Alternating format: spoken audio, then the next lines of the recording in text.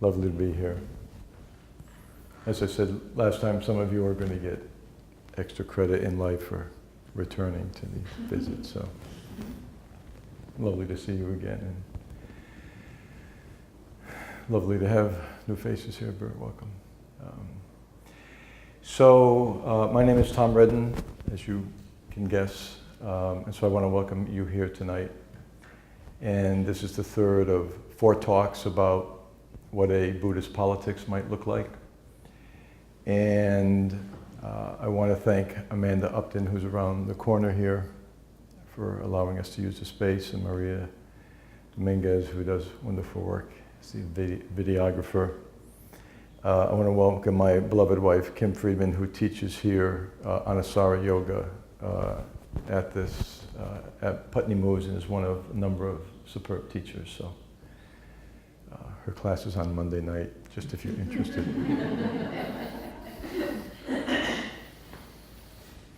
What's Conway's first name? The former secretary for Trump? Kellyanne, right. I won't get in trouble for a Kellyanne Conway advertisement, you know. This is not the executive branch here, so. So to start, I'd love to sit for a few minutes, okay? And again, some of you are experienced meditators, and I don't mean to insult you by providing some simple guidance, but for folks who might not be practice, what we're doing very simply is we want to straight back and just be balanced wherever you are. You can put your hands on your legs, on your knees, in front of you, but you want to be straight and ideally be able to sit still as possible. And so open your eyes if you prefer. You can close them if that's your preference. We're looking about a couple feet in front of us. So basically we have we sort of have a strong back, a sort of soft front, and our eyes are cast down. And so we're just going to inhale very gently, normally, exhale, count to number 1. We inhale, 2. And again, if you have your own method, feel free to do that. So this is just very basic, time-honored tradition of following our breath. We count from 1 to 10. So we inhale, focus on the inhalation, just naturally, and on the exhale, 3. And then we'll go to 10, and then we'll go back to 1.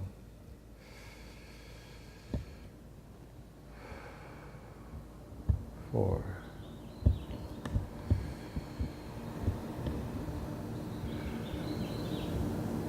5.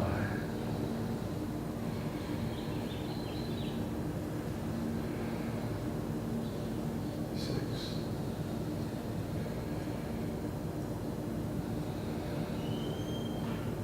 7.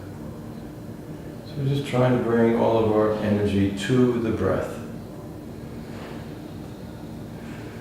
Thoughts will come and thoughts will go, and that's okay. 8.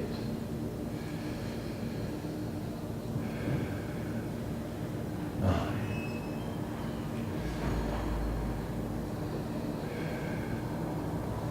10.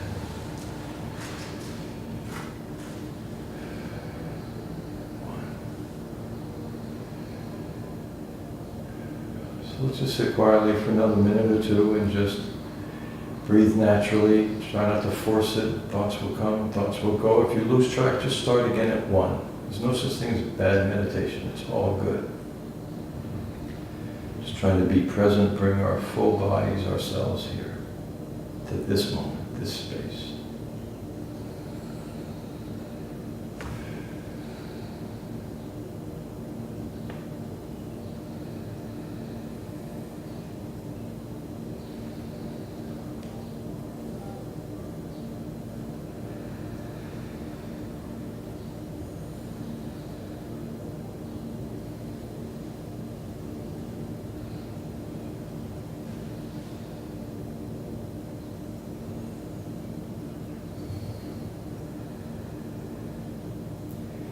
Give yourself permission to not figure out your life right at this moment. You can do that a little bit later. Just stay with your breath.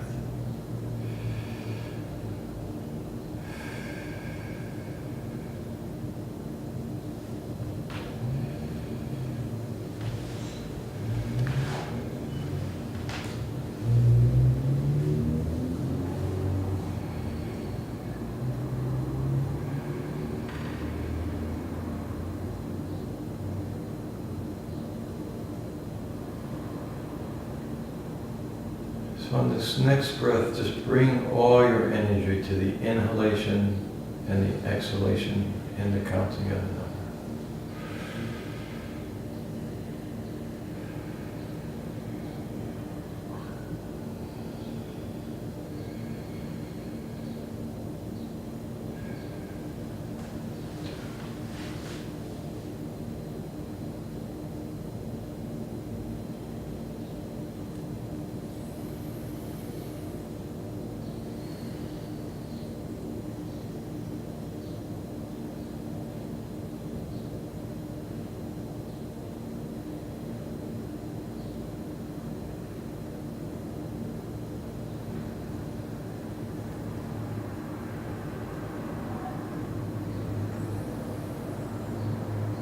Just pay attention to how you're feeling, where your mind is, what kind of presence you feel at the moment, just being here as we wrap up.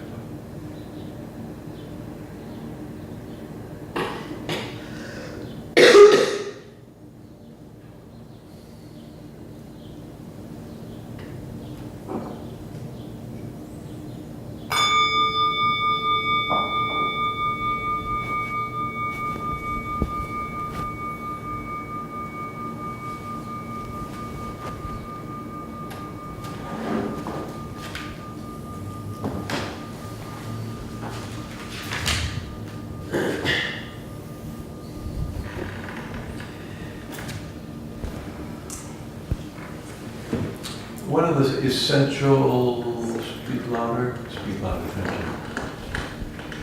you. The sitting that we just did, sitting meaning meditation, is an essential part of what I imagine to be a transformative type of politics. That unless we as a culture, as a world, as political leaders, unless we are able to learn to slow down and be quiet and be still and quiet our minds and to actually experience silence, I think the type of reflection that we need to do in the long run becomes almost impossible, very difficult at the very least. So I'll surely speak about this as we go on, but one of the things that I'm hoping comes out of these series of talks is for us to think about the notion of, can we create a different kind of culture than the one we live in? And there are great benefits to the one we live in. This is a beautiful room. We have beautiful technology. I go home and I take a hot bath at nighttime. I relish that. There are wonders of wonders in our world today. And at the same time, there's just huge gaps in terms of the needs in where a lot of people are and the level of suffering that exists. And to try to create a different culture in which we truly are able to care for one another, to love each other, to actually transform that. Not only, an interesting thing is that we teach our children in kindergarten to share. We tell them to be nice, we tell them to be polite. And then when we get out there in the real world, it's not about sharing whatsoever. What we teach our children in many ways is contradicted by how we live as adults. And one of the things that I surely feel strongly about is this notion that in this deep reflection on ourselves, we are able to sort of let go of ourselves, and we're able to actually see other people and to be with other people and truly open our hearts to other people. And unless we slow down, whatever it may be, it could be music, it could be a walk in the woods, it could be, brushing the dog, whatever it is, there is that silence, that quiet, where it no longer is about us. It's no longer in our head about what I particularly want. It's actually being in the world in a very authentic, spontaneous fashion. So to start this little session out is really in many ways to bring us all here together, if we think about it, which is ultimately what we're trying to do. So again, I want to thank you all for being here. This is the third of four presentations that I'm giving, trying to explore this issue of what might a Buddhist politics look like. If you look at the principles of Buddhism and you apply that to politics, how might that be different than what we have today? Politics is a dog-eat-dog, brutal, cruel, often savage competition. In Buddhism, in many ways, is all about cooperation and being uncompetitive and being non-aggressive. And so the question is, in fact, can one, is there any way that Buddhism can inform traditional politics? And it's not an easy marriage or an easy confluence of forces, and yet I think that, my sense is that if we are going to not only survive the next 100 years, but thrive in the next 100 years, we need some type of a new vision, a new paradigm for how we organize ourselves and how, most importantly, we think about ourselves in the world. Who are we? And that's a question that I think as a society and as individuals we really need to ask. Am I speaking loud? Is that okay? Maybe a little louder, okay. When I stand up, I speak more loudly, so I'll have to just project a little bit here. So I want to thank you for being here, for giving me the opportunity to reflect upon this. In many ways, this is forcing me to try to articulate some of these challenging aspects of how Buddhism, number one, what is Buddhism? How can one articulate that? What are the core principles of it? And how do we actually carry that out or apply them in the real world? In Buddhist vocabulary, we talk about one's practice, right? We don't talk about perfection, we talk about, but it's how we practice in the world. We have principles such as being loving and kind. The question is, how strong is our practice in terms of loving kindness? And so, again, I want to say that I'm grateful for this opportunity to share some thoughts with you, and we'll surely get to some opportunity for comments and questions a little bit later. So for those folks who were not here, I'll introduce myself very briefly. I'm a local. I live in South Newfoundland with my beloved wife, Kim, and our two children, and our dog, Manfred, who's actually a girl. Manfred, the female. It's a long story. It's for later. I teach at Southern Vermont College, which is over in Bennington. I teach political science and history. I am part of the Zen Peacemaker Order. I was ordained a novice priest about 20 years ago. I'm presently doing a chaplaincy program at Joan Halifax out at Upaya Institute in New Mexico, Santa Fe, a 2-year program, which is wonderful. Sort of low residency program. And the other thing of importance is that actually I was at Marlboro College for 7 years before I went to SVC, and some of you probably have some connection there. And so this project is to bring my long-term spiritual practice together with my academic interest. My academic interest historically has been on American foreign policy in the so-called third world. Since 1945, I studied U.S. response to revolution and the Reagan response to the Sandinistas in Nicaragua and Bush in Iraq are places I've done most of my research before I started this little project about 4 or 5 years ago. So in terms of the talks, again, for folks who weren't here, in the first one, the focus was on what we call Zazen, Zen meditation. The school of Buddhism I'm a part of is, it's Japanese, Soto Rinzai Zen, if that means anything to you, but it's one of the schools of Zen in Japan. And Zen is known as the meditation school in Buddhism. And so the very first class was about talking about Zazen, sitting meditation, about mindfulness, and the sense of the self. And this is an absolutely fundamental question if we're going to understand our place in the world, how we behave, who are we? And it's a very subtle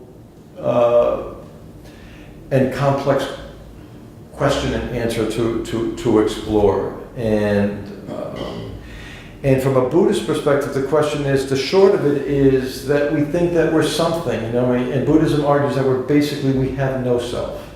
That in fact there is no entity called Tom.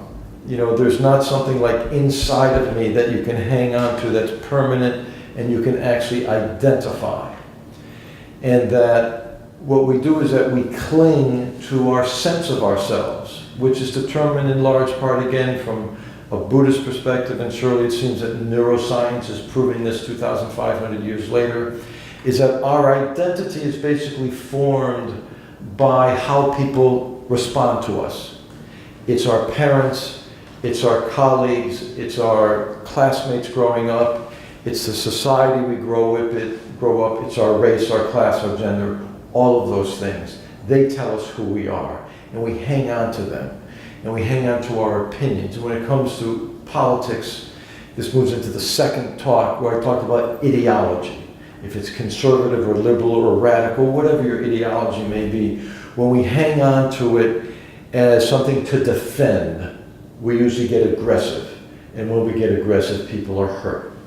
And the fact is that our ideas, our concepts, our constructs, philosophy in the last 50, 60 years, so-called postmodernism, has come to the idea that, you know, there's no truth about truth. The fact is that there are different truths, and this isn't like moral relativism that anything goes. It's not about that at all. It's the fact that, you know, why is it that historically men were seen as better than women, that white people were seen as better than black people, and the list goes on and on and on, that we are better than them. And it's because we've constructed this reality of myself, and there's a certain uncertainty, a lack of confidence. What David Lloyd talks about, a lack. I'm not pretty enough, I'm not smart enough, I'm not cool enough, I'm not rich enough, whatever it may be, I ain't enough. And therefore we have to we defend ourselves. And in the process, we're not able to sort of share the world with others. We're not able to open ourselves up to others. And so in the second talk, I talk about the sort of dangers of ideology. You know, and when people hang on to ideology, they put ideas which invariably are selfish ahead of the reality of the world in which people are really suffering. And so part of Buddhism is trying to get rid of our ideologies. I don't care how liberal or conservative one might be. And so the third talk, which is today, is about a kind of thinking about the principles of a Buddhist politics, and it's not a model as much because that's a little bit rigid, but you know, sort of the outline, if you will, of some of the aspects of that. And I'll get into that shortly. And so next week, next Tuesday, the question is what to do at this time in history. Donald Trump's presidency is a challenge on so many levels for so many people. And my assumption here is that there are both conservatives as well as liberals and others in the room, so this is not an anti-Trump diatribe by any stretch of the imagination, even though we happen to be in Putney, Vermont. So in terms of today, what I'm going to talk about is I want to talk about the question of, is Buddhism political? And my response is absolutely it's political, even though in many ways historically it's been presented as a somewhat apolitical religion or philosophy. I want to talk a little bit about India at the time of the Buddha. I want to talk about the Buddha's actual life as a teacher and how political that was. And then I want to take it from there and jump to where we are today, some of the principles that would inform a Buddhist model of politics today, and then I'll look at some particular issues. And I'm very eager to see what, you know, we can get into a conversation about what to do about ISIS, what to do about, you know, whatever it may be, you know, healthcare, whatever it may be. Just a couple things. One administrative piece is that obviously these are free and open to the public.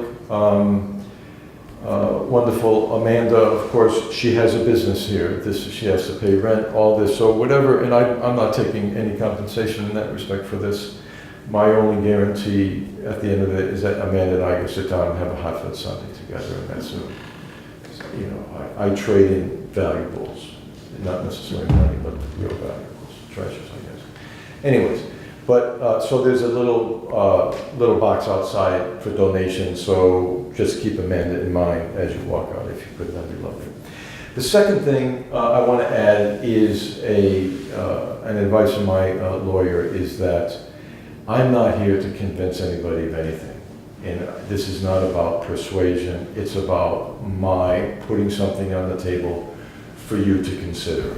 Okay, this is not conversion, it's not persuasion. You can take it or leave it. I follow the AA model, take what's helpful and leave the rest. So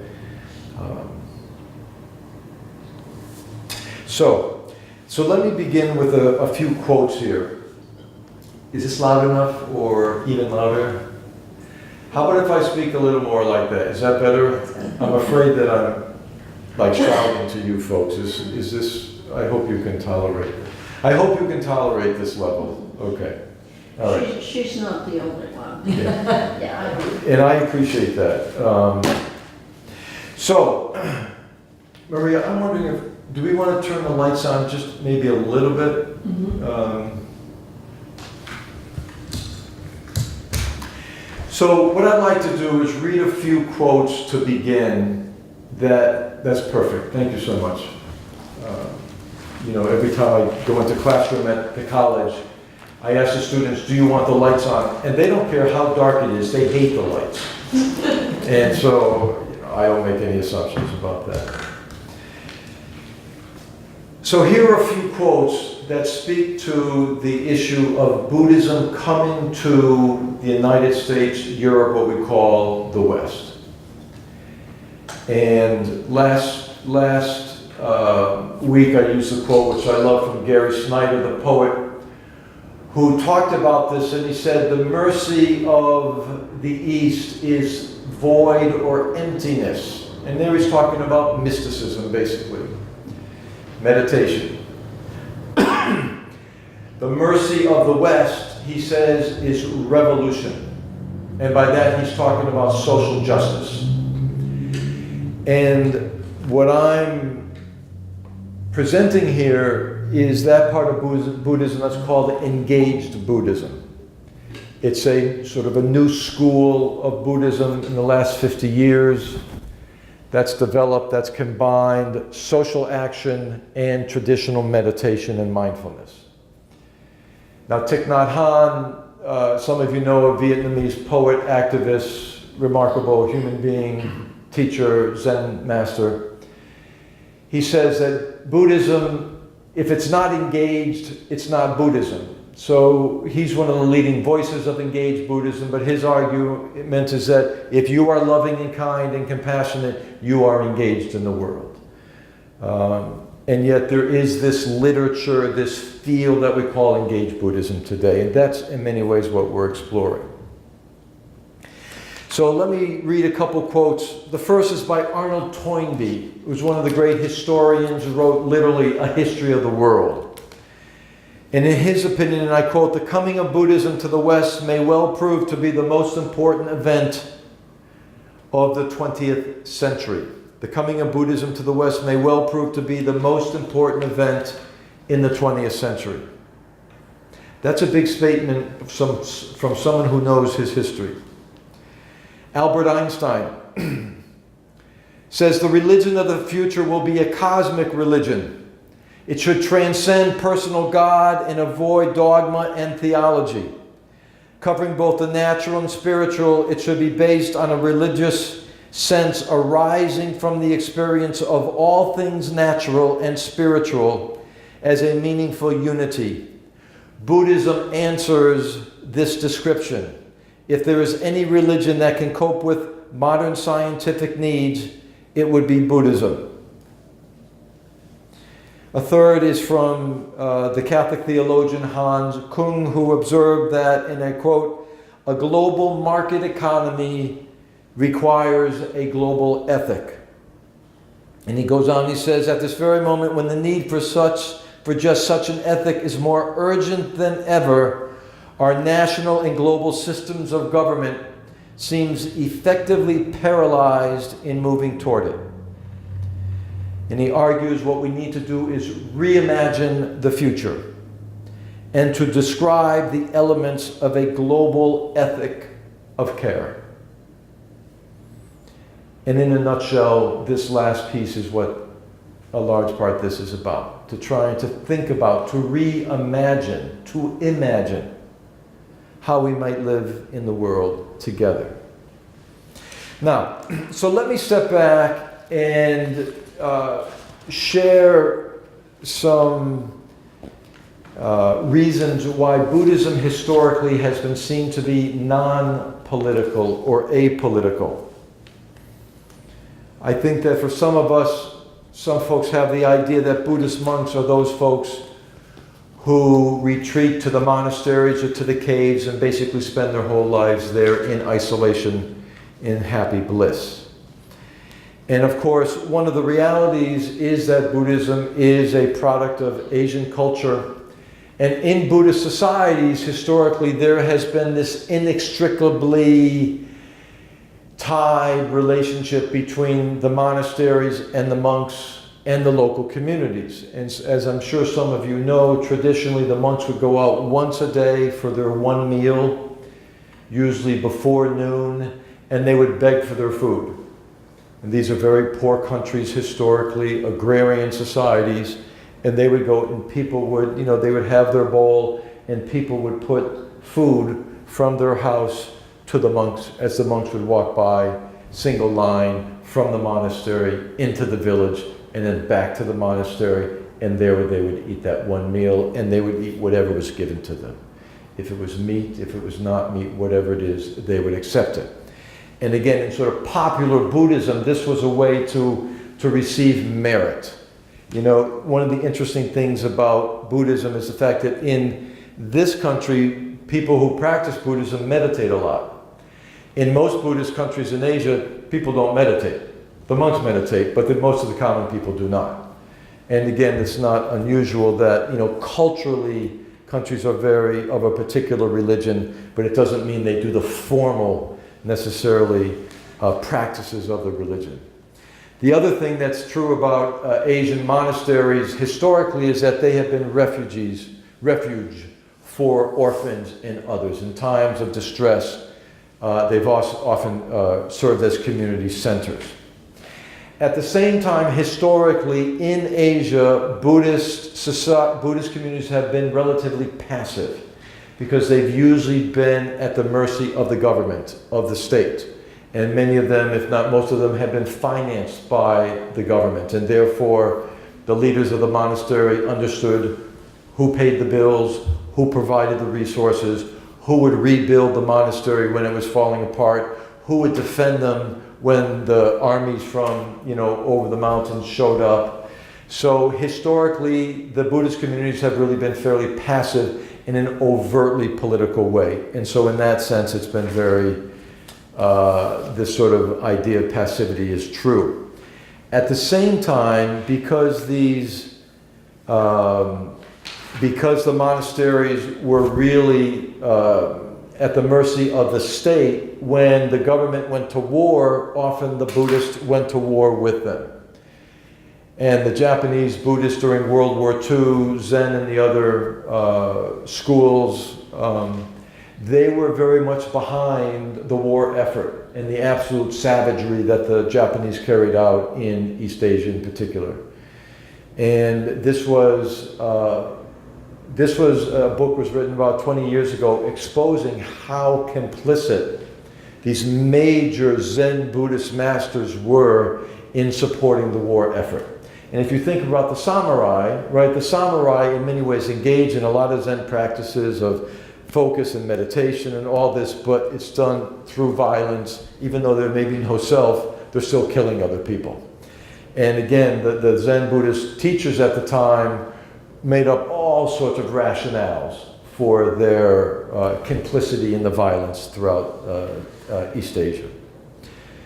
But again, if we think about the the Holy Roman Empire, the complicity of the Pope and the kings and the wars, or the Catholic Church in Latin America, the Catholic Church and the dictators and the brutality of that history. So the religious status quo in societies are often complicit, which doesn't excuse what the Buddhists did, but surely it's not so unusual for the Buddhist communities in Asia. So let me share a couple quotes from some of the leading Buddhist teachers at the time about the political nature of Buddhism. Nelson Foster is a Buddhist teacher.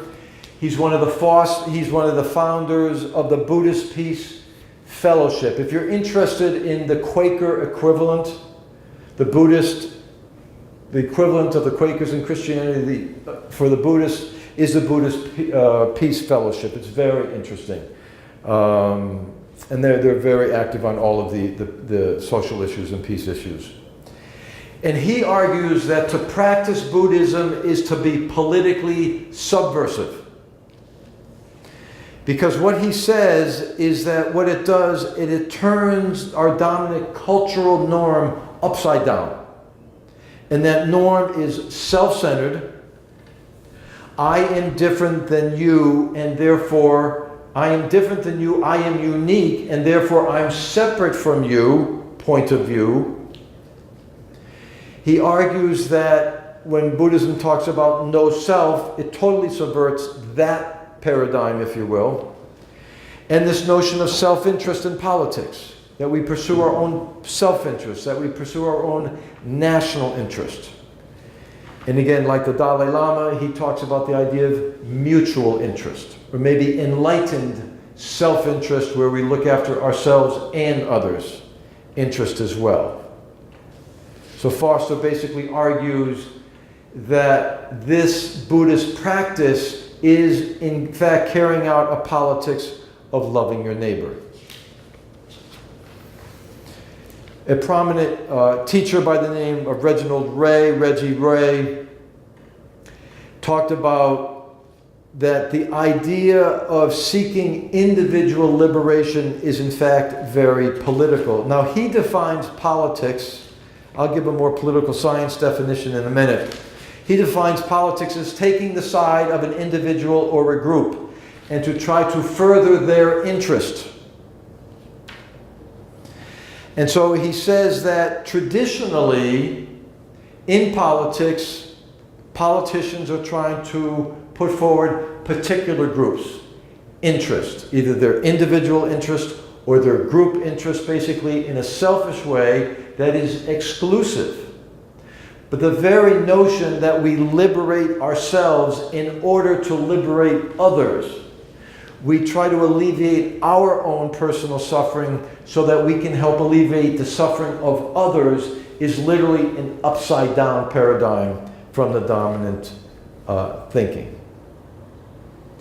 The notion that the Buddha, and I'll talk about this in a bit, did not prioritize or privilege certain groups in his community, again, is something that's against the politics of that time and surely the today.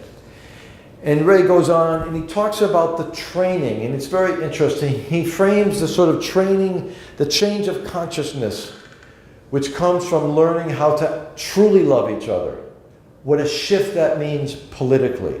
That the training of the individual to see no separation between ourselves and other people.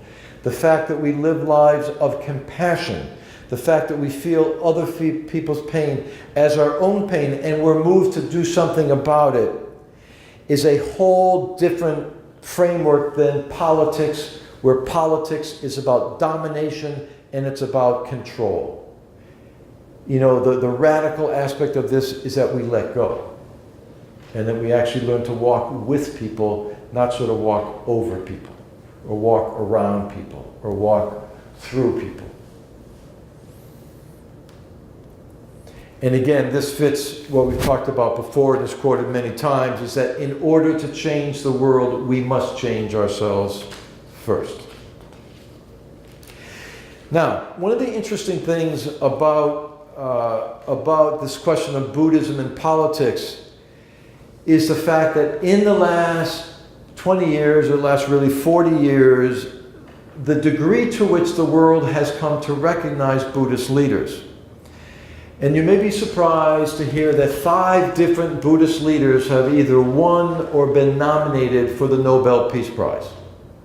The Dalai Lama you're probably familiar with, who won it in 1989. Another person you may be familiar with, Aung San Suu Kyi of Burma, won it in 1991. But other folks who are not as well known, Thich Nhat Hanh, the Vietnamese poet, Zen master I talked about, activist, was nominated by Martin Luther King for the Nobel Peace Prize in 1967.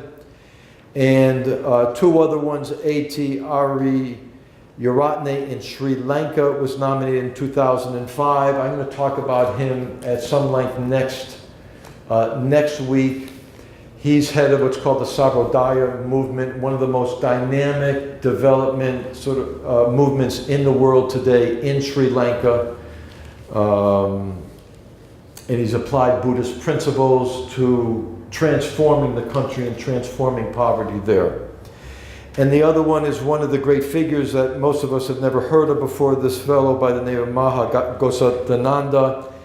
He's from Cambodia. He's been nominated 4 times, 1994, 95, 96, and 97.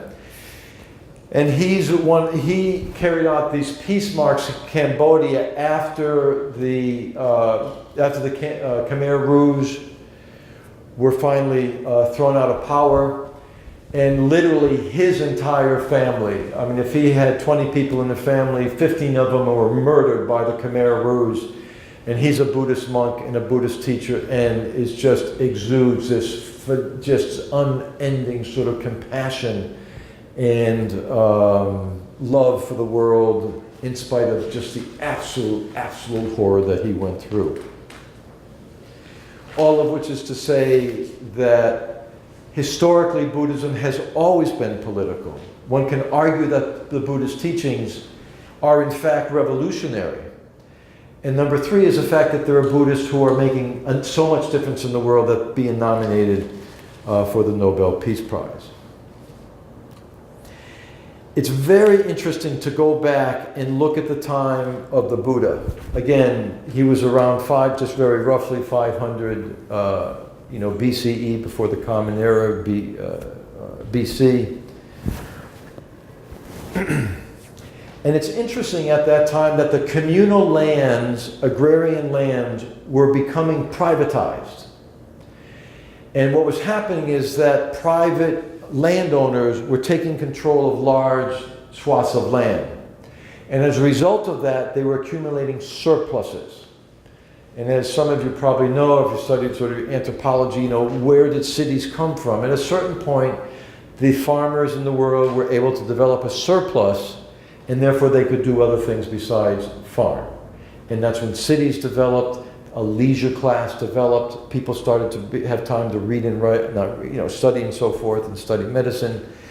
So-called civilization emerged as a result of this, as a result of the food surplus. And so what happened during this time is that there was a political shift. It's interesting, there were 2 political systems about 500 BCE. One was a small sort of clan-based republican, somewhat democratic system in which people actually assembled, discussed things as a group, and had some type of version of voting.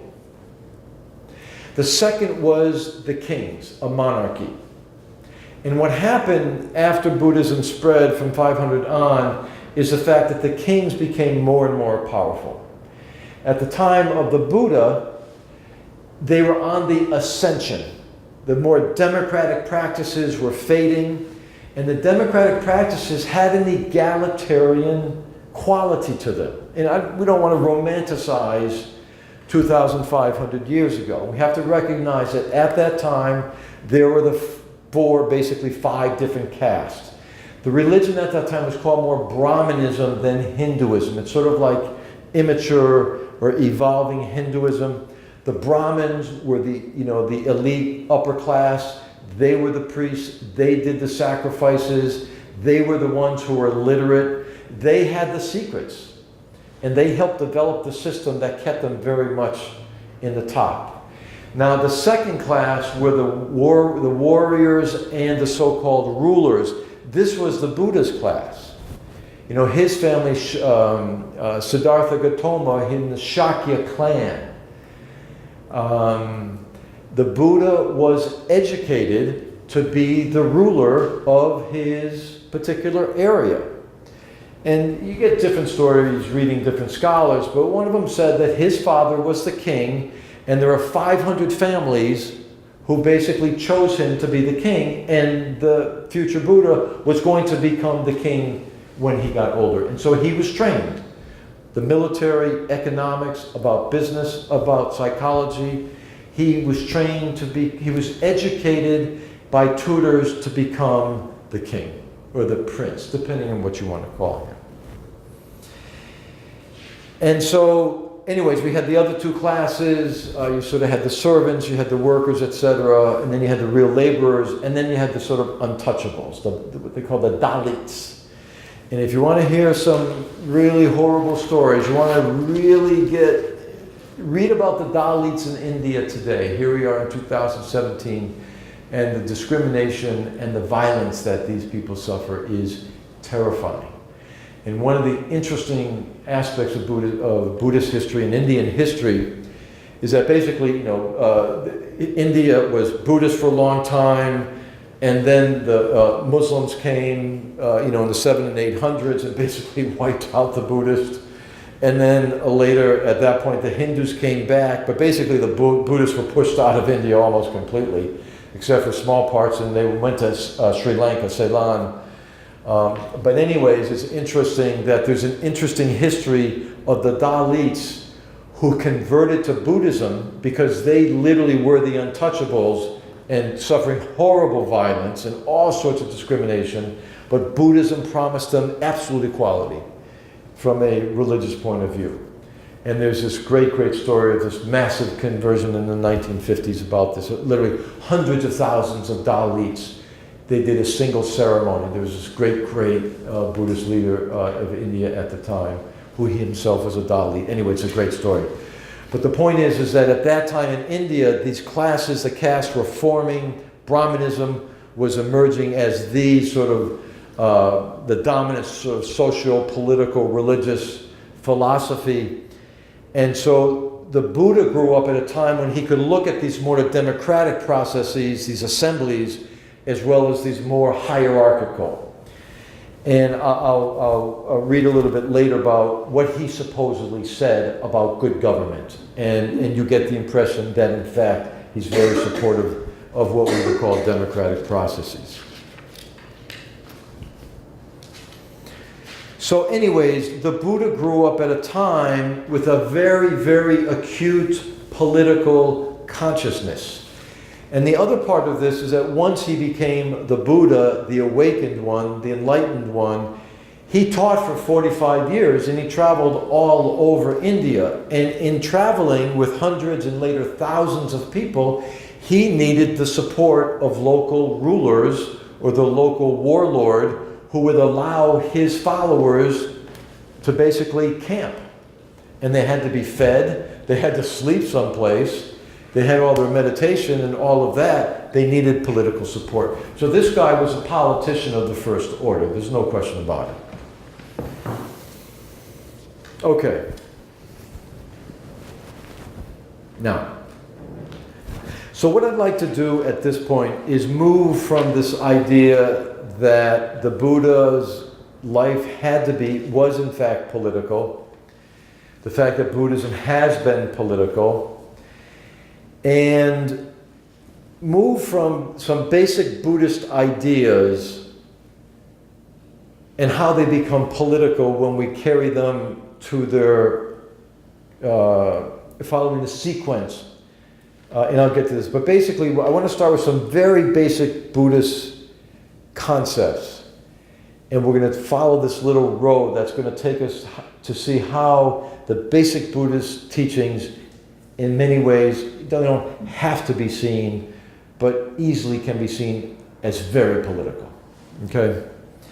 All right. Now, I want to suggest a book. I have a few books here. You know, each class I'm bringing, I'm bringing about 4 or 5 books that I'm using. These are all books by major writers about what we call engaged Buddhism, okay? And you're free to take a peek at them. There are 2 anthologies. There's probably 40 writers here, another 40 here. This is David Lloyd, one of the, I think, the preeminent scholar in that. And this is a gold mine. This is a book, it's called In the Buddha's Words. In the Buddha's Words. And it's a translation from this guy by the name of Bhikkhu Bodhi. He is a monk. He is a translator from Pali. Pali is let me back up. In much of India today, they speak Hindi. Just like in Italy, they speak Italian. Now, they used to speak Latin, right? The Catholic Church, all that was Latin. In India, Hindi used to be Sanskrit. You know, old Hindi. I'm sure I'm bastardizing this, but I'm going to do it anyways. But anyways, it's old Hindi, if you will. Okay, that's Sanskrit. And some of you are, familiar with different Sanskrit. At that exact same time, there was a language that was used for sacred purposes. And it was a cousin of Sanskrit, and it's called Pali, P-A-L-I. The most extant, E-X-T-A-N-T, meaning that it existed, right? Extinct, it's no longer existent. Extant, it exists still. The most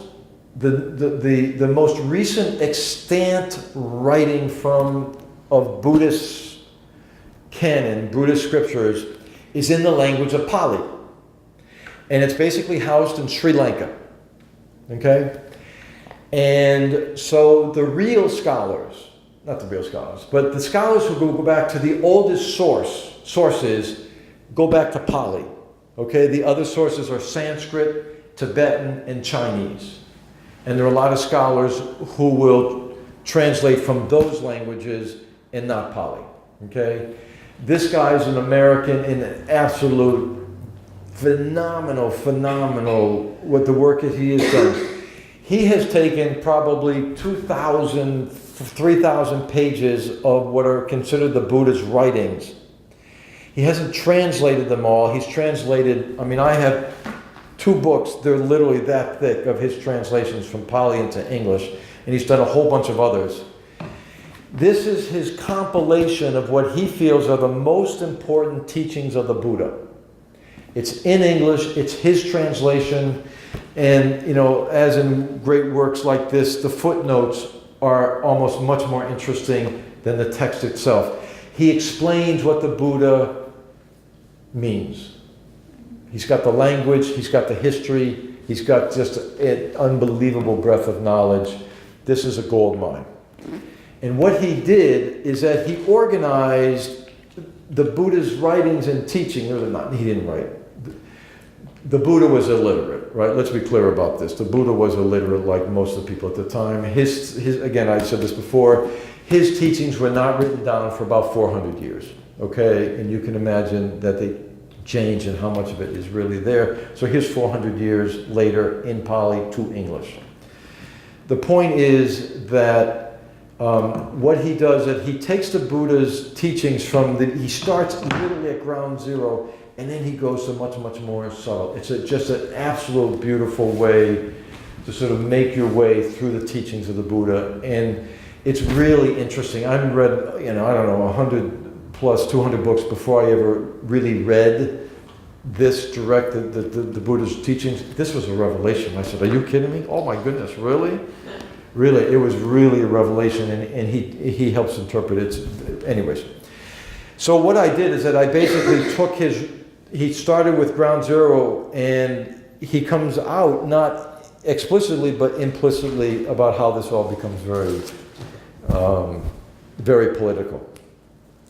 So he begins with the notion of why there is a Buddha, why there is what he called an awakened one. And he says the reason is for the and I'm quoting here, for the welfare of the multitude, for the happiness of the multitude, out of compassion for the world, for the good welfare and happiness of humans, and then he'll say animals and other beings. Now, the Buddha's task was to discover, to realize and proclaim the Dharma, meaning the teaching, the path, the truth, if you will, in its full range and depth. And this involved a comprehensive understanding of the varied application of the Dhamma.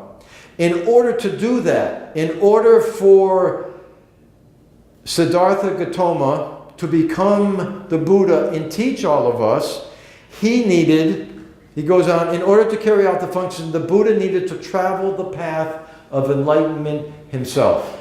The Buddha needed to become enlightened in order to discover basically how the world worked. Excuse me. And I did not understand this until I actually read this a few years back.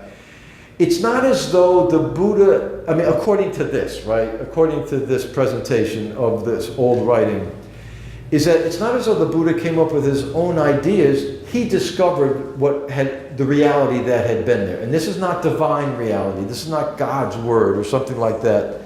You know, if you talk about Muhammad and Allah, that's a little bit another story, more similar, or even Jesus, I think. But this is about that he needed to be enlightened to discover this reality. And so this, what he calls the Dharma. The Dharma is one of these terms that's very, I still struggle with it. The Dharma is the Buddha's teaching. You say Buddha Dharma, it means the Buddha's teaching. The Dharma is also the path. So if you meditate and you're moral and you're loving and kind, you're following the Buddha's Dharma, the Buddha's teaching, his path. The Dharma is also defined differently, and I'm going to read this out of Bhikkhu Bodhi's words. He says, in the broader sense, and I'm quoting Bodhi here, the Dharma is the immanent, invariable order of the universe in which truth, lawful regularity, and virtue are inextricably merged. So he's saying that the Buddha discovered an order in the universe, that there is an order to the universe. And he says that truth, laws, and virtue are merged as part of that. So all the good things in life are part of that universe, a part of that order. And he says that what he calls the cosmic Dharma is reflected in the human mind. And so what he's then saying is that part of this is in our mind when we have an aspiration for truth, spiritual beauty, and goodness. So we have the order that's in effect reflected in the mind, and then it says it's expressed in human conduct as wholesome bodily, verbal, and mental action. So there's order in the universe that's sort of, if you will, through laws of some sort, making that order, that is reflected in the human mind as we aspire to goodness and truth. And it's also articulated or expressed in our behavior when we're basically kind and loving to others. This was a surprise for me to sort of see how this notion that there is an order and that our mind sort of can aspire to reflect that, and that our behavior, can in fact embody that. And therefore, was that a signal? Oh, thank you. Thank you. It's a cough drop. Thank you, Nancy. That's kind of good. So anyways, let's start there. So that there is this order, and in fact, we're a part of it. We can access it in both our thoughts and our actions, our behavior in the world. So the Buddha was there to discover this. This is how things are. And then he takes it a step further and he says, the Dharma, this reality, this order, this aspiration and reflection of goodness and kindness has institutional embodiments. And he's talking about government, he's talking about institutions as we know them, as well as expressions in the lives of individuals who look upon it as a source of guidance. So this order, this aspiration, this reflection is in our social institutions as well as with ourselves. But it's not. Right.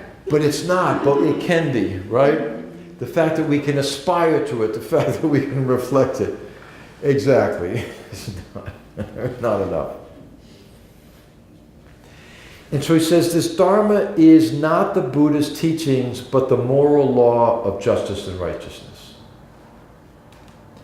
The Buddha's task was to discover this, to embody it, discover it through his enlightenment, embody it as a result of his enlightenment, and bring it to bring it to the world, to bring it to others.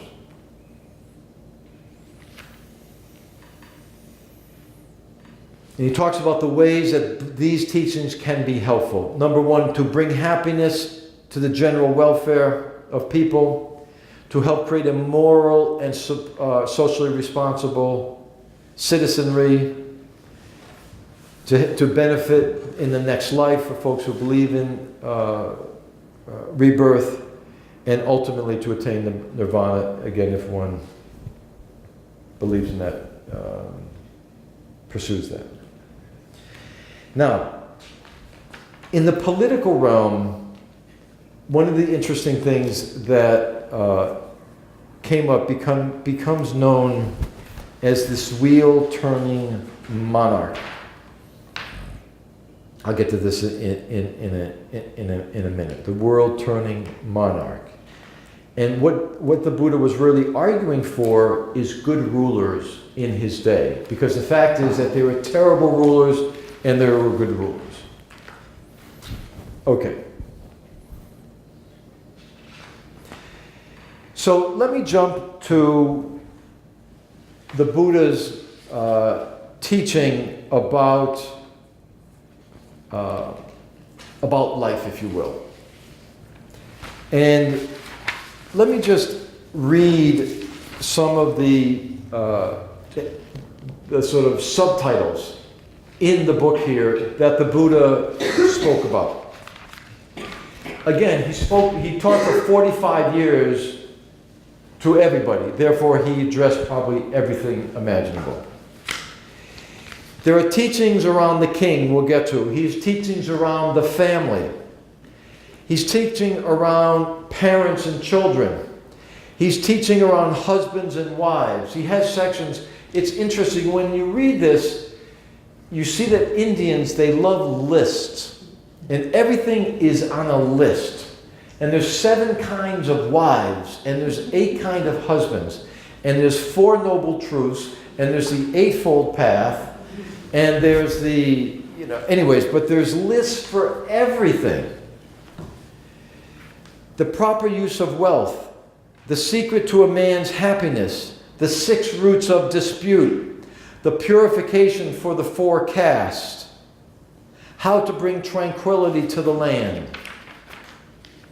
And then what he'll talk about is the wheel-turning monarch. Okay.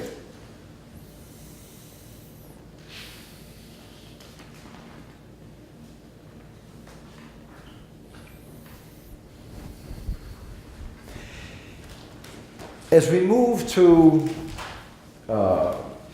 the question of politics, let me give you a definition of politics that is straight out of the Introduction to Political Science 101 book, okay? And these are older white guys from Harvard and Princeton, of course, from 100 years ago. Anyways, they're good definitions, I think. This one fellow, Harold Laswell, his definition is Politics is the process by which it is determined who gets what, when, and how in society. Thank you, Nancy. I'll say it again. You gave me a spicy one. You did that on purpose. I can tell. That's all you had. You probably had the sweet ones too. Thank you. Would you like some water? Water? Sweetheart, what a novel idea. Only if it's convenient.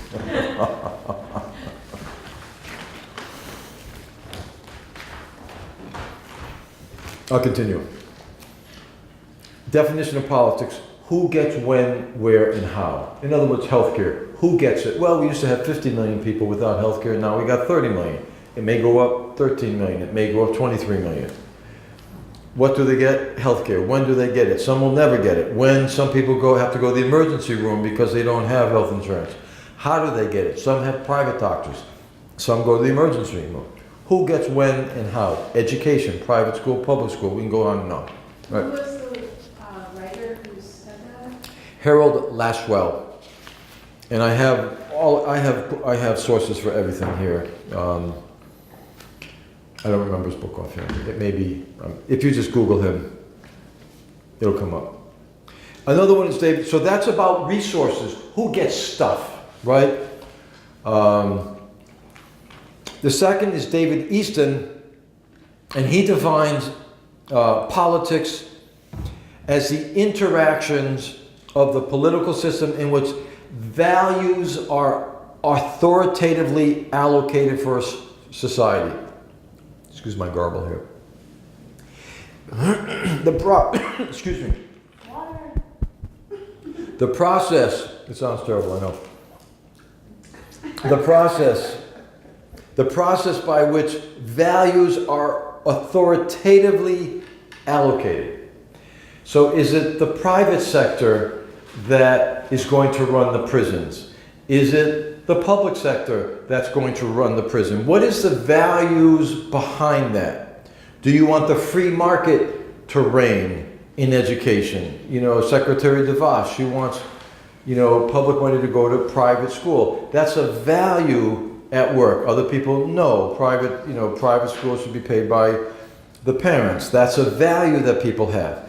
So number one, what we basically see is politics is about resources and it's about values that sort of are behind them. And I think that this is very helpful because what we see with the teachings of the Buddha, the value system is very different. It's not about selfishness and me and myself and my, interest. It's about us. It's about me and others. And therefore what that means from a political point of view, when we get to it, is the fact that why should I have health insurance, but the person sitting next to me does not. Okay? And so again, I think that this is, thanks, sweetheart. Thank you. This is a very useful way to make sense of all this, right? The values and the resources that those values end up allocating, if you will, or the outcome of those values end up producing certain outcomes. Okay. So, those are, I think, helpful definitions of politics, resources, and values. All right. So, I want to look at some of very specific aspects of the Buddhist teachings. So let's begin with class and caste. As I talked about before, at that time there were 4 classes. It's based on occupation, primarily. Today in India there are hundreds of caste, because there's subs. It goes on and on and on. But in those days they were developing their 4. You had the Dalits, or what we call Dalits, but the untouchables at that time. When you became part of the Buddha's community, what they call the Sangha, one of the first things you have to do is that you have to absolutely renounce your caste. And if you were a Brahmin, It's as if you literally, I mean, the other thing is that these people took, as I understood it, were basically taking vows of poverty. So the notion that a Brahmin, or the second layer, would give up wealth, prestige, and power to become part of this was a radical. I mean, you can imagine, I mean, some of us have traditional parents and grandparents, and we come from families that are very traditional, where you do what your parents did and your grandparents. Imagine how traditional India was at that time for people to actually give up their caste, which is hard to imagine. Brahmanism and the Brahmins, the highest class, at the core of their philosophy was this notion of purity. And if you want to read some interesting, in many ways shocking, read about Brahmins in Brahmanism and Hinduism, because the hierarchy is stunning. You know, it's everything that you wear just white, that you don't touch people of other castes and classes. You know, the idea that someone would, like, from another caste would actually look at you in the eye, the fact that you would share food with somebody, or even if, you know, a lower caste person would a shadow would fall on you, would be unthinkable. And the Buddha redefined the notion of purity. And he argues that purity is not from heredity, from family birth, but he says a true Brahmin was a holy man from behavior, not from heredity. A holy man was someone who had loving behavior regardless of the class background. And so the notion that this community there was no classes whatsoever, was a revolutionary thing to do. Soon after the Buddha's community started to organize, is that it was only men to begin with, and we can be not surprised. It is a very patriarchal, very, very hierarchical society. And that at that time, Brahmanism defined women's role very, very clearly. And here's a quote, that they were not fit for independence, and she was subject to her father, then her husband, then her grown-up son. Again, this is not the only place in the world where that's the case. In some places we still see that today, needless to say. Men could divorce their wives, women could not divorce their husbands. So at that time, the Buddha started off with just men in his community, and then his aunt, the woman who actually helped raise him, his mother supposedly died when he was a young boy. She came to him and had a series of conversations. And at first he said, no, I'm not going to ordain women. But his number one guy, Ananda, at his side, as well as his aunt, stayed with him, and he basically said, okay, I agree, you're right. I will ordain women. Of course, they will have a few more rules than the men. You know, if we think we have a preoccupation with sex these days, and some of us who grew up in the Catholic Church and a very sort of preoccupation about that, this is like 5 times more intense than that. But one of the things that's clear from my reading is that the Buddha said that men and women have absolutely the exact same capacity to be enlightened, even if he gave women more rules.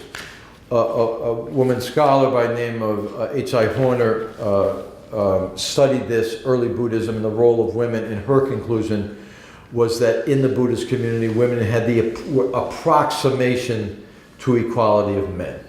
Approximation. Okay. So we have class, we have the male-female question of sex, and then he goes on, he talks about the values and the principles of rulers. And the term that's used is the Kakavati, or the wheel-turning monarch. And I love this idea. Again, this is what I've discovered in doing research over the last few years about this, is that in Indian iconography, the wheel, and some of you may know more about this than I, is that one of the things that the wheel represents in India was the authority and the legitimacy of the king, of the sovereign. And the idea is that if a new king or a new sovereign came to power, basically like in the sky would appear a wheel. And there's, there's the wheel of life and all the other sort of images that come with the wheel. And so they talk about this, the wheel turning monarch is what they talk about, okay? All right, and so what they use different, I'm just jumping back and forth here. Okay. And so they talk about the ruler, okay, the Kakavati, the wheel turning monarch, as a righteous ruler. It talks about him as the righteous king. And what they're saying is that the guidelines for this is that the righteous king needs to have what they call a co-regent, which would be the teachings of the Buddha, the Dharma. The idea is that the monarch would respect this, would follow this. And it goes on, talks about the wheel-turning monarch would provide lawful protection, shelter, and safety for all of the classes.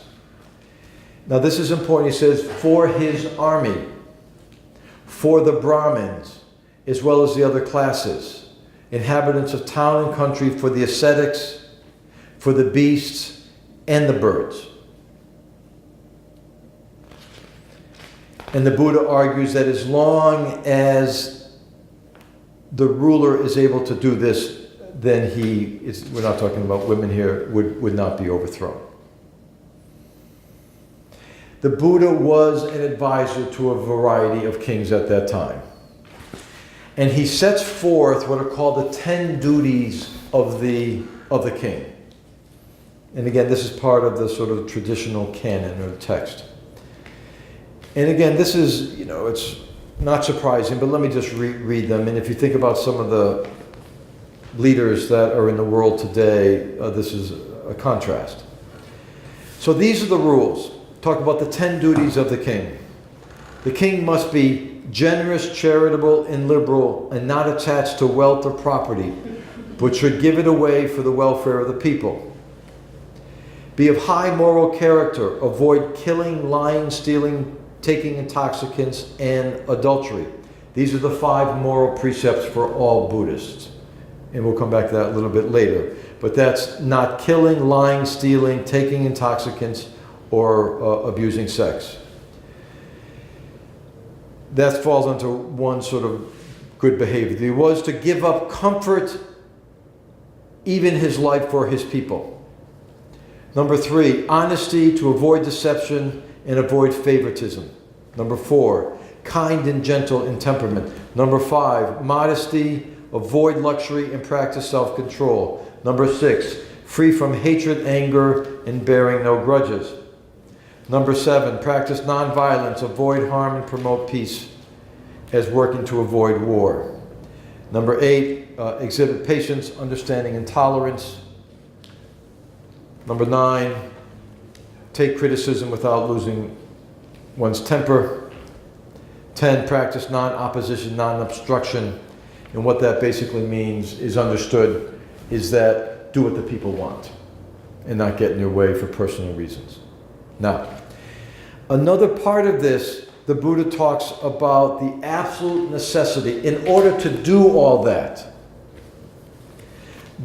the leader must, and they use, I love this, to withdraw in both body and mind, and to study the Dharma, to study the teachings. The idea is that the rulers must maintain a strong daily spiritual life. Continue to study, continue to investigate his own mind and review his own practices. The ruler must live a wholesome life and be able to engage in noble silence, meaning to simply be quiet. The Buddha tells the story of one king is giving advice to his son. And this is King Dalenemi, who's about to step down. His son was going to step forward. And the Buddha said, the king asked the Buddha what he should do. He says, depend on the Dharma, the teaching, honor it, revere it. Use it as your master. You should establish a righteous guard, protection, ward and protection for your household, your troops, the different classes, for the Brahmins, for the ascetics, for beasts and birds. It says, let no crime prevail in your kingdom, and to those who are in need, give wealth. One scholar, this fellow B.G. Gokali, he talks about the Buddha's contribution to political theory in India, and that was this notion that high morality was to be a guiding principle for the government, for the state. And he goes on and he talks about, and another scholar talked about the importance that the ruler, in fact, had to set a moral model for the rest of the country. All right. Let me continue for a couple more minutes on this. We'll do a short meditation. I'm going to try to wrap this up about 9 o'clock, and then we'll have some time for questions and answers. I know it's a long day. You've all been very patient. So let me just go to the next piece, which I think is very, very interesting and timely in terms of our own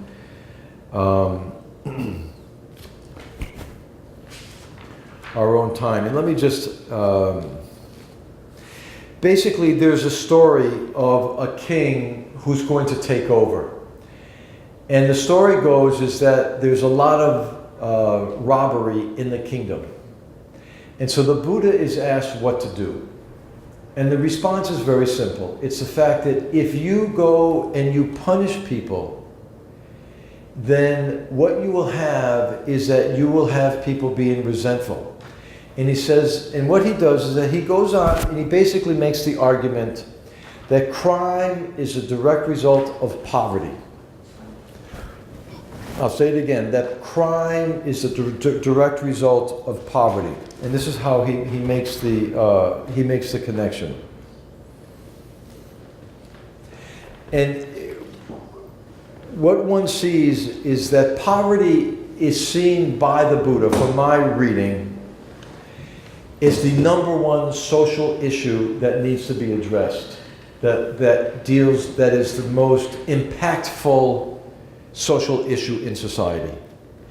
That to alleviate poverty is literally the preeminent issue in society. It says, for the householder in this world, poverty and suffering, this is the Buddha now, and says that hunger is the greatest illness. He calls on rulers to provide for the basic needs of the population, especially for the poor. And this is his link between poverty and crime. He says, what he argues is that the government should provide money for the business people. It's very practical. Business people should be given loans. People who want to farm, the government would make sure that they have land to farm. He says people who are hungry should be given food. And he says, from not giving of property to the needy, poverty becomes rife or becomes, very prevalent. From the growth of poverty, the taking of what is not giving is increased. Obviously, theft. From the increase of theft comes the use of weapons. From the increased use of weapons comes the taking of life. From the taking of life, people begin to lose all their beauty, and the quality of life decreases across the board. And he goes into detail about this. It's the notion that the government has a responsibility to actually support business, to support farmers, to support people who are in need, that if you want to deal with crime, you've got to provide for the people. And he goes on later and talks about that punishment is absolutely the worst way to go about it. And he says that there must be protection in times of famine for poor people.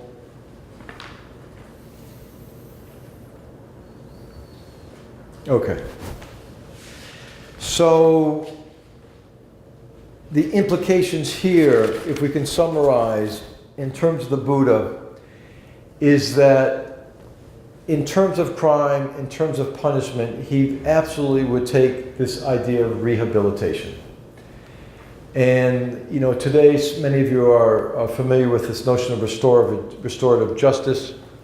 And this is one of the interesting things about Buddhism from my point of view, is the fact that they don't look at people in terms of good versus evil, and that there are evil people.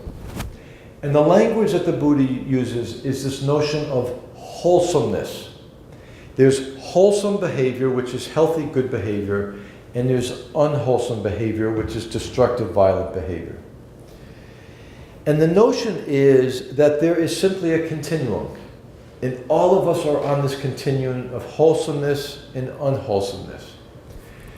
And I made reference last time to this poem by Thich Nhat Hanh, the Vietnamese teacher and writer and poet. And he talks about his work with the Vietnamese boat people that some of us remember back in the 70s, you know, after the fall of Vietnam, and a lot of boat people, and they came to the United States. And the Thai pirates were just abusing these people, doing terrible things.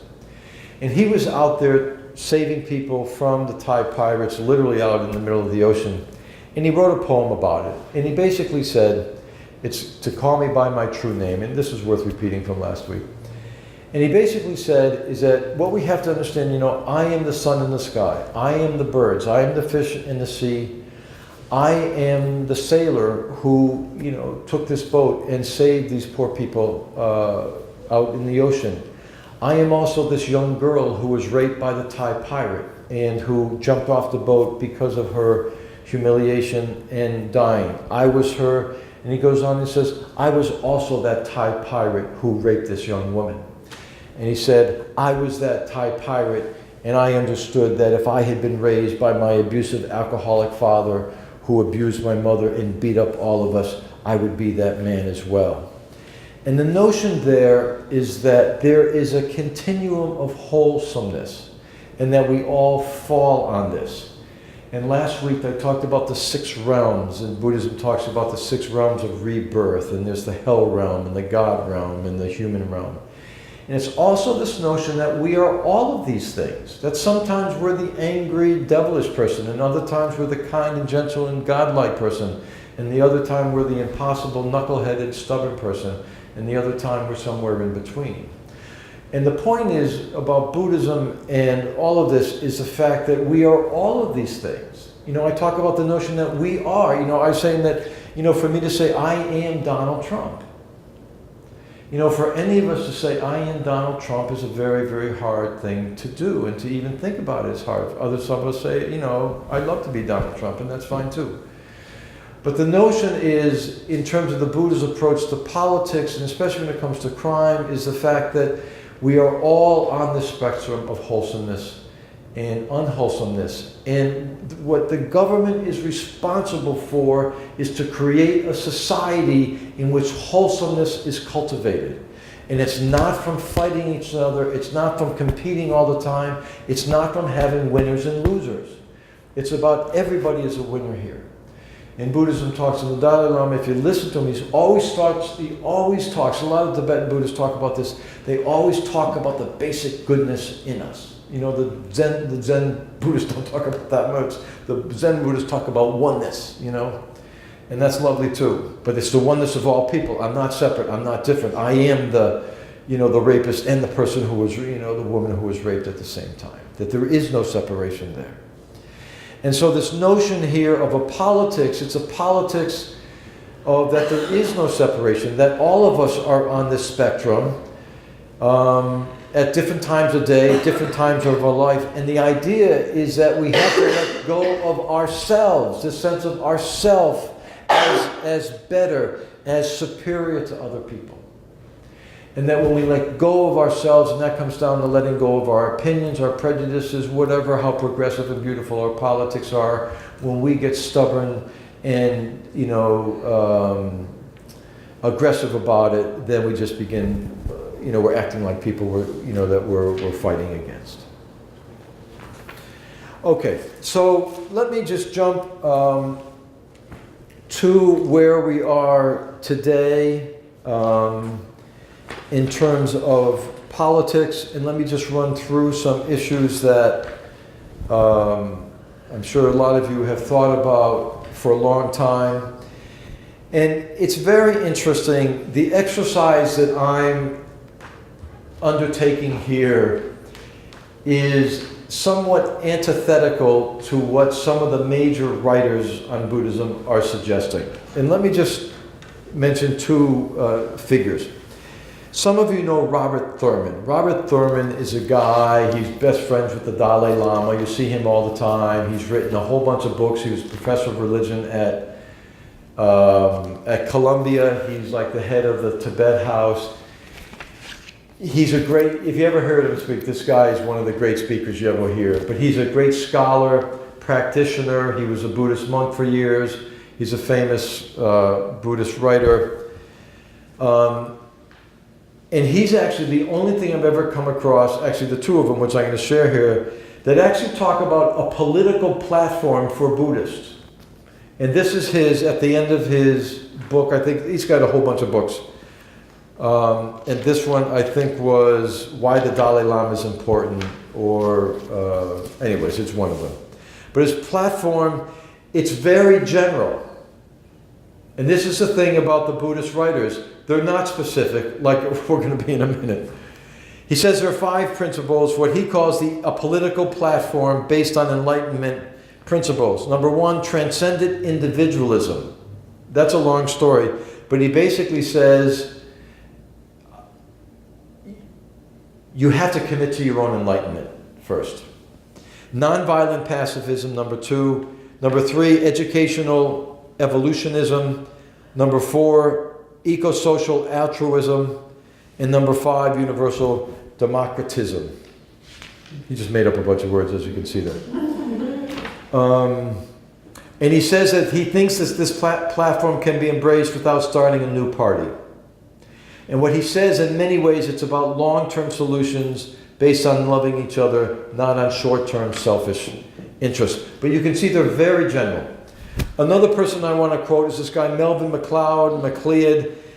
He's very, very prolific. For those of you who pick up at the Brattleboro Co-op, and maybe it's here in Putney, the Shambhala Sun or Buddha Dharma, these are like monthly magazines, Buddhist magazines. They're Lion's Roar. He's the editor-in-chief. He's been editing this for years. His platform is the following: may all beings enjoy happiness and the root of happiness. May they be free from suffering and the root of suffering. May they not be separated from the great happiness devoid of suffering. May they dwell in great equanimity, free of passion, aggression, and ignorance. So basically, the political platforms are like spiritual practices. They're very reluctant to go much further. And David Loy, who is this superstar scholar, in my opinion, he has an opinion, and basically he basically supports this notion. So let me take a stab at this in spite of all that. Number 1 is the question: is Buddhist politics liberal? And MacLeod was asked this question a while ago, and he says basically yes. And he says it's liberal because of the role of compassion, the role of generosity, and the role of non-aggression in Buddhism. He says Buddhism is also conservative because conservative values like responsibility, self-discipline, merit, respect for the past is also very important in Buddhist principles. Okay, so let me go through my laundry list of what a Buddhist politics might look like. Number 1, creating a culture of awakening of ourselves and for others. And it's this notion of interconnectedness, that our happiness is inextricably bound to others. A culture of awakening also means that each of us, and again, what this would mean literally is to say, I think, we think that everyone in the United States of America should take 30 minutes at 12 o'clock every day and sit quietly. Pray, whatever you want, but be quiet. Have a spiritual practice. As busy as the Dalai Lama is, and again, the idea is we need to do it on a daily basis because otherwise all those sort of demons will emerge. And if we look at the Dalai Lama, imagine how busy he is. He meditates or prays 5 to 6 hours every day. He's a busy guy. The second goal is to reduce suffering in ourselves as well as in others. And again, this is develop our inner lives. It's absolutely clear that that would be, following the precepts, the ethics, not lying, stealing, killing, abusing sex or substance. The third is a political system committed to what I would call deep equality. And what that means is what we call fulfilling basic needs. Basic needs, and again, it's interesting, 2,500 years ago, the Buddha had what he called the 4 requisites. All of his monks would have food, shelter, clothes, and health care. All of them. So today, those basic needs would be food, shelter, health care, clothes, and I think we would probably have to include their education and I think employment. The monks had a job. They were being monks, right? So they already had that one. Gas. You need gas too. Gas. There we go. And gas too. And a cell phone. Yeah, electricity.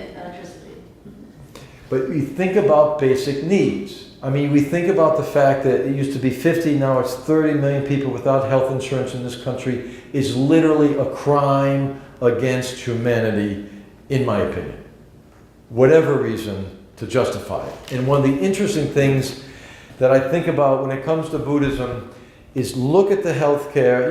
Again, we're the only, rich country that doesn't have universal healthcare. You have very poor countries with universal healthcare. And ideology is, we talk about, what do they call getting rid of Obamacare? The Choice Act. It's freedom and it's choice, but the fact is people don't have enough money to make a choice, therefore they're not going to have health insurance. One way to look at this is don't listen to what anybody has to say, but look at what happens. Look at the consequences. How many people get health insurance?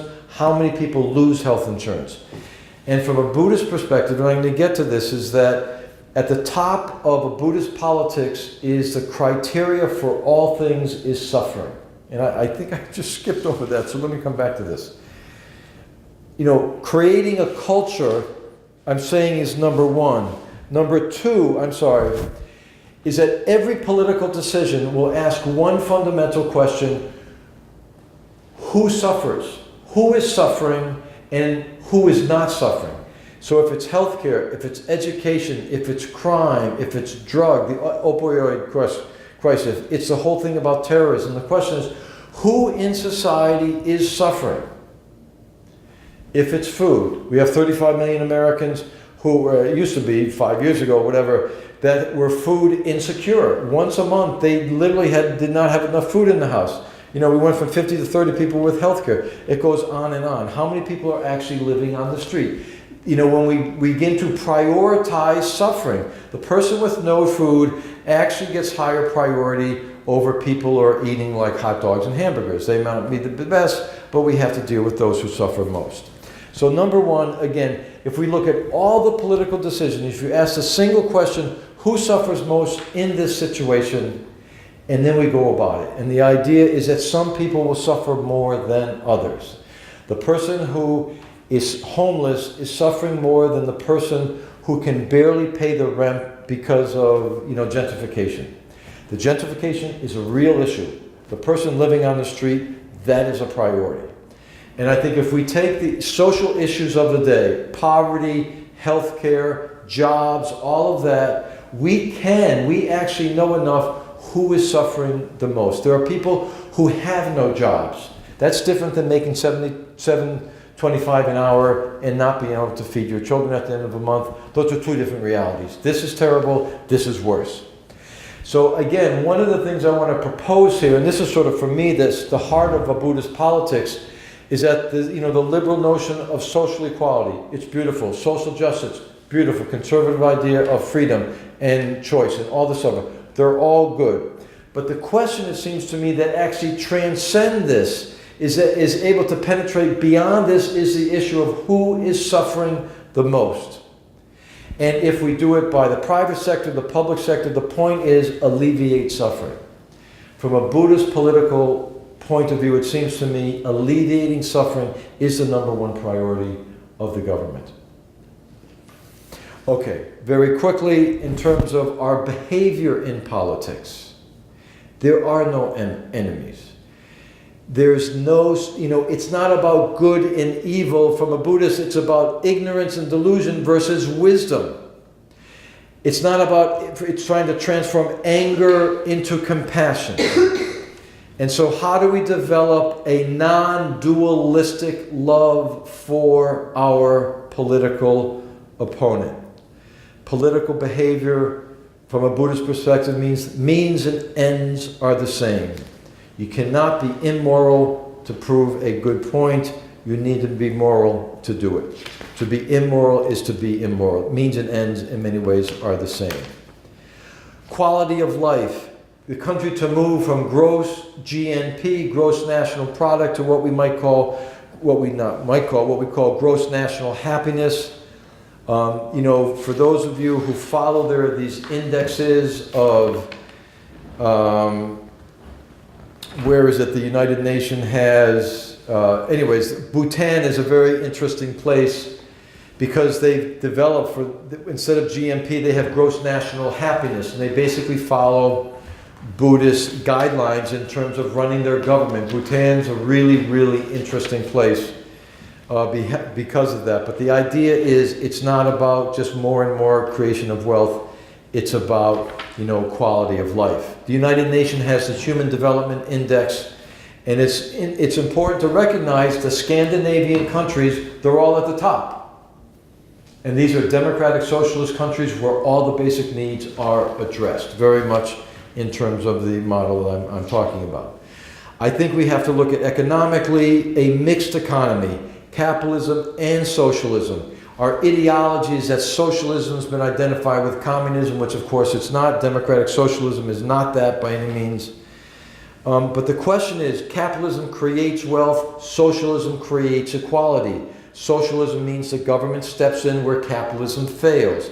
Capitalism is incredible for creating wealth, but there's real problems with unemployment for the people who don't win. And we talk about the free market. It's become the religion of Republicans and others. Again, last week I talked about just how extreme the Republican Party, again, I think as objectively as we can be, they literally are on the outskirts as a party, unlike 20, 30 years ago when they were a much, much more moderate group of people. The market is their religion today. And the thing is, the religion has no morality. Supply and demand has no morality. It's literally amoral. Slavery, that's the market. Prostitution, that's the market. There is no morality there. Anyways, criminal justice, clearly rehabilitation over punishment. The Buddha has a great quote that I don't have time to get into that talks about punishment just does not work. They talk about the Buddha and the terrorists. It's a very interesting story. This is a guy who was told by his teacher to go out and get 1,000 fingers of all the people that he killed. And the Buddha met him. He was a serial killer. And he met him when he had 999 fingers. And he was able to engage in, and basically was able to help him understand that the violence was just not worth it. So it's a little bit after 9. You've been really patient, but let me just go through a couple things. In terms of violence, in terms of politics, a lot of the Buddhist writers say no, never, violence is never. Others argue that in fact self-defense, to protect your family, someone comes in, is going to kill 1,000 people, you have every right to kill that person to save 1,000 people. Buddhist ethics is based on this notion of motivation. Something like an abortion.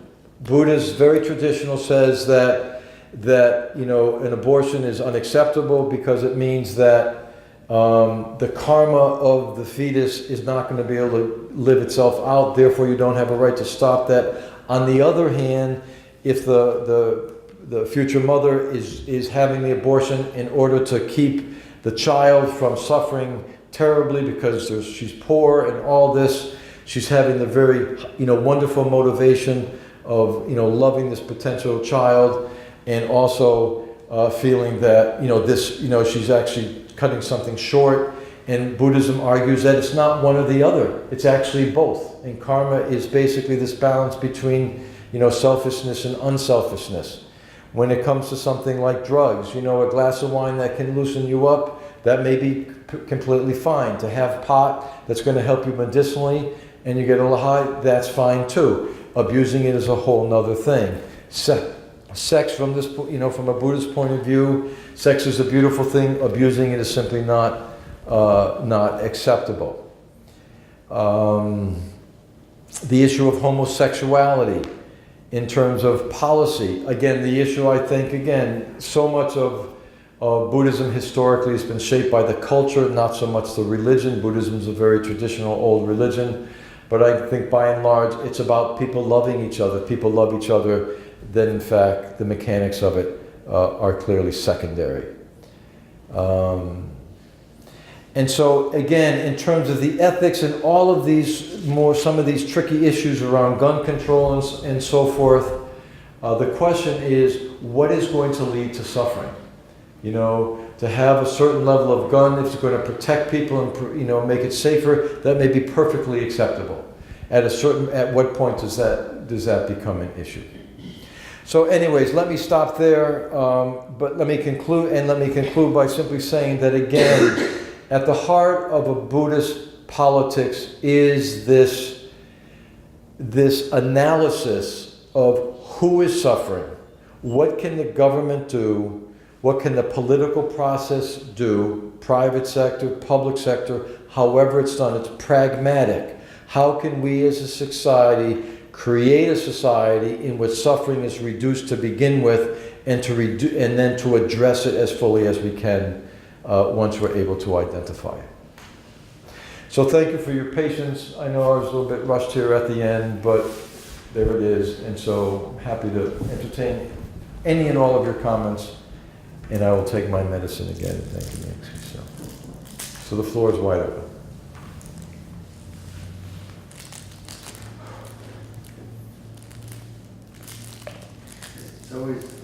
Shoot. Several things I'll say. Yeah. I'm concerned that our capitalistic, consumer-oriented society, Our capitalistic consumer-oriented society is just completely the opposite place from Buddhist thinking. That self-aggrandizement, me making it, me being, it's all up to me, and self-reliance, which, you could say there's some value in some of these concepts, sure, but it just seems like it's butting heads with this Buddhist philosophy. And in a way, the appeal to me is that it's counteracting that kind of perspective to some degree. Yeah. But can I see it actually making a headway in this framework? Consumerism, in many ways, is antithetical to what this is about, right? If we think about it, and the notion, again, if we had more time, we're living at a time of consumer capitalism, right? That, what happened after 9/11? George W. Bush said, go out and continue to shop for very practical reasons. 2/3 of our economy depends on that that consumption. And, the Buddhist analysis begins with this notion of what's going to make me happy. And consumer capitalism argues a couple things. Number one is that more material things will make me happy, right? And there's truth in that. Where's my cell phone? I love that thing. I love the television I watch, right? That's consumer capitalism, the gifts, if you will, the products. But the notion that, and so there's the consumerism that the more and more, we're all upgrading our Windows, right? In our iPhones, those, many of us. And it's great, the photographs are great. And so there's that part of it. And yet the notion of capitalism and consumer capitalism is that it's endless. And it's always more, right? We need more and more. We always need to replenish that to be happy, right? More and more to be happy. And one of the reasons that I started with the first talk about the notion of the self, right? Who are we deep down? And part of what we are, it seems to me, we are a product very much of the culture in which we live in. And that a lot of our identity comes from our wealth, our jobs, all of those outward, external, if you will, inputs. It's not only the car we drive or whatever, it's also the fact that it's all that entertainment that I love. It's all of that is going to give us happiness. And so consumer capitalism is both endless growth, it's endless consumption, and it's radical materialism. And so, what this is arguing, I think what Buddhism arguing is exactly, I think what you're alluding to, is this fact that when we actually delve into the self and we see that all that stuff is empty, that neither our opinions nor the new iPhone is really what's going to make us happy, we have a life based on morality. We live a moral life, but we also have a spiritual practice, which means that we can simply be here without much and actually be very, very happy. And simplicity, in fact, is a gift even much more than sort of hyper-consumerism. And so my sense of how to get there is for people to learn to actually sit quietly for 10 minutes at a time. And, I think advertising is just, again, this whole idea of creating thirst. The Four Noble Truths of Buddhism is that, there's suffering, and the second noble truth is this idea of craving. And I read this book about habits, and it talked about the advertising industry, and basically what they want to do is create craving. So you go out and buy that new deodorant, and of course it's got to be this deodorant, not that deodorant. And it's like that twirl, that latest thing, the twirly thing that people... Spinners. Yeah, it's like, 2 months ago that did not, but now thousands of people are craving that because I guess it's a lot of fun, So it's endless. But, in many ways I see the Buddhist path as sort of a response to this, to really, in many ways, counter that in a pretty dramatic fashion. Yeah, I've been, spent some time in Bhutan. Yeah, really. Where there is no advertising. There is no advertising. Where is that? Bhutan. That's like a policy? Yeah. Just like Vermont, we don't have any on the side of the road. Yeah. The newspaper has no advertising. It's The television amazing. station has no advertising. Just no advertising. Well, but the Indian stations, which had advertising. Creating demand for skin lighteners and all kinds of stuff. Well, I'd love to hear about Bhutan sometime. I would love to talk to you, because I have several thoughts about it. Yeah, I know it's complicated. I know there are many layers to it. Yeah, many layers.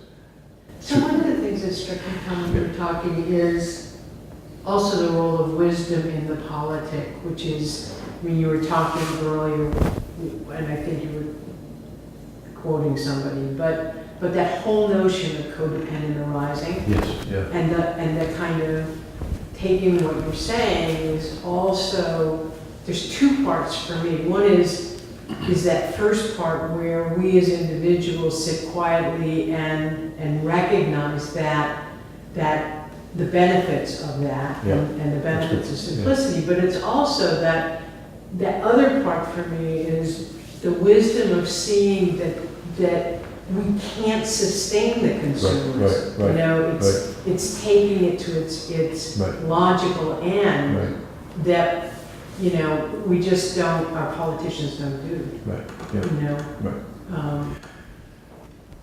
Right, and, you know, so, I mean, if we continue on our path of a middle-class Western lifestyle, we're talking about, we need 4 globes, we need 4 Earths, you know, in terms of the resources. And of course, and, you know, just the very last thing is that I didn't get to is that if I were to sort of propose Buddhist guidelines sort of across the board, which is, of course, what all these folks say, don't you dare do that, but there it is domestically, is across the world, is in their own way, eliminate poverty as the single #1 domestic issue, and in international is to truly outlaw war.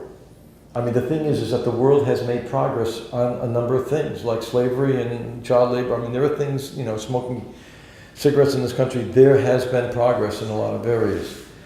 Domestically, end poverty. #2, literally make war illegal as outcasts. And I know it's supposed to now, but actually make it happen.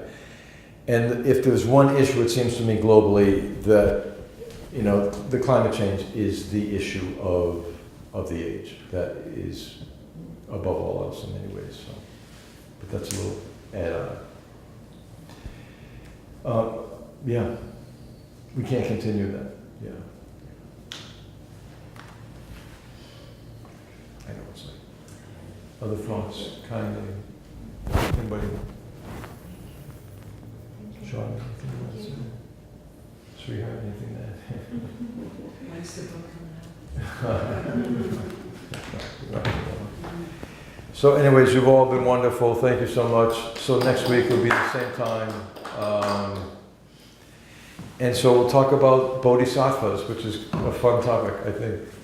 So, Oh, good, next week. Next week you'll bring it all together, really what we should be doing. so the idea is what kind of political action, and I have to tell you, this is a tough one, you know, because in principle, we should go out and do all this stuff of, you know, not demonize Donald Trump and all the rest of it. But in terms of I mean, here's one of the things, the real challenge here is the reality of power.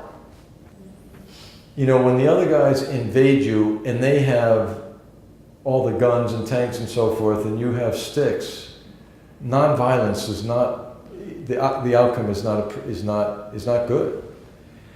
And so, I mean, this is the dilemma, and, you know, we all have different ideas, but, you know, that's what I'm grappling with is the president.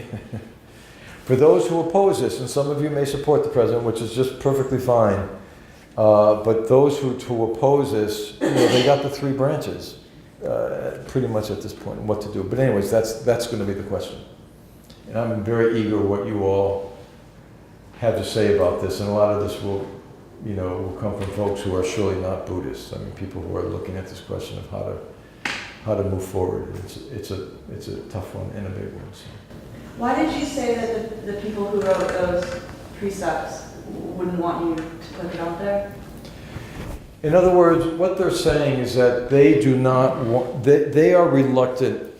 There's a quote here I didn't read here that basically said, this guy, McLeod, he said that, you know, the question is, should there be a group called Buddhists for Obama?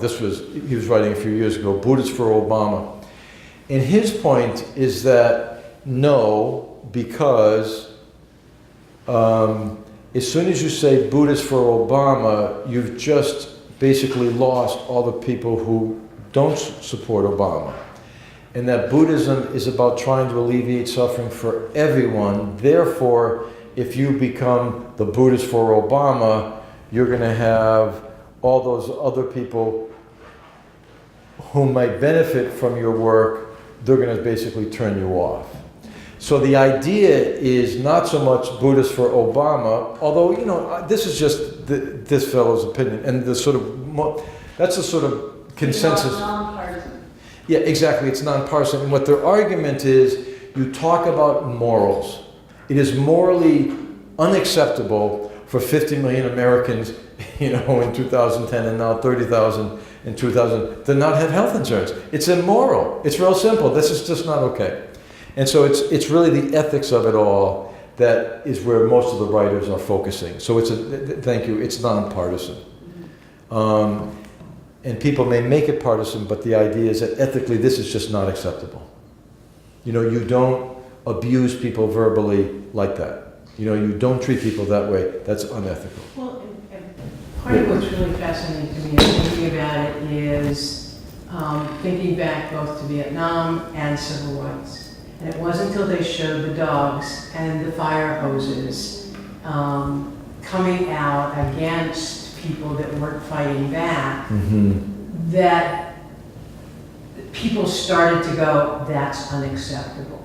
And so on some level, when they didn't fight back. Raising, Right. I mean, I think, you know, your point, you know, if I've got a stick and you've got an Uzi, maybe I don't win with my stick, but if people see you mowing me down with your Uzi and I've got my stick, Or you have nothing, maybe. or I have nothing, I think it taps into a morality that you talk about the Buddha having. It's that internal knowing. Yeah, that's very, it's like that, it's Tiananmen Square, the guy in front of the tank. Right, and I think sometimes in our pragmatism, we lose sight of that, that if you go back historically and look at not who were the powerhouses, but when did the tide turn? Yeah, it's a great question. You know, when did the tide turn? And usually, my take on it, historically, it's been at that moment when somebody showed us our humanity, or has made us recognizing that we've gone beyond